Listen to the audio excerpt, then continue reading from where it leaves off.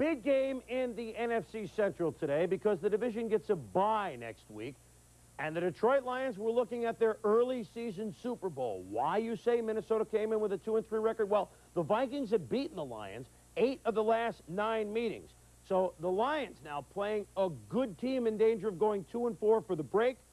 Were they really good enough to restore the roar in the Silverdome? Barry Sanders, 3 straight 100-yard games. Never's had one against the Vikings because the Vikings know how to defend him, Tommy. They did a good job. They did a good job of stacking the middle in between the tackles. They knew that they would be concentrating on trying to run Barry Sanders right there, and early in this football game, they shut him down. Herschel Walker had a sore shoulder. He told Coach Burns he could go. He said, no, sir, we'll go with Darren Nelson. And early on, it paid off. Nelson with an 11-yard touchdown scamper, 7-0 Minnesota in the first. Wayne Fonts and Rodney Peete hope the Lions can come back. But a pretty good rush. The ball is tipped and picked off by Joey Browner. And he'll return it all the way down to the 17-yard line. The Vikings are in business. Then, first and goal.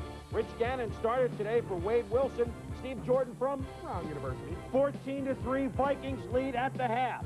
Lions go back to the drawing board. What are they going to do? Well, if you can't run them, what are you going to do, Tom? Good job by the coaching staff with making the adjustment. How can we get Barry Sanders the ball? Let's dump him the ball, get him in some one-on-one situations with defensive backs outside the tackle. And once you get him the football, watch his head. Talk about having your head on a swivel. He's seen everywhere at once.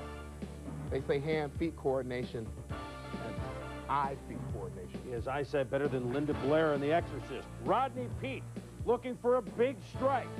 They're down 20-3 with just 7 minutes to go. A big Viking lead.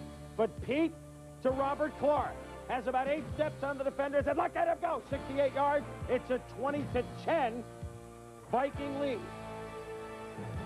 He freezes the defender, Rutland, breezes by him, gets 5 yards behind the defender.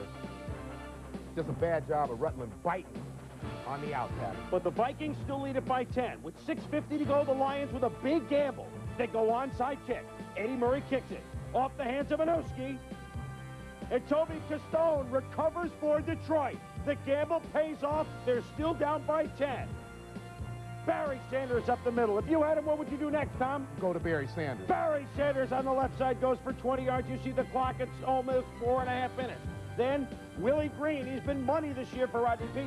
16-yard touchdown, 20-17. Minnesota leads 4:22 to go. This time, no onside kick. They kick it off normally, and the Lions defense holds.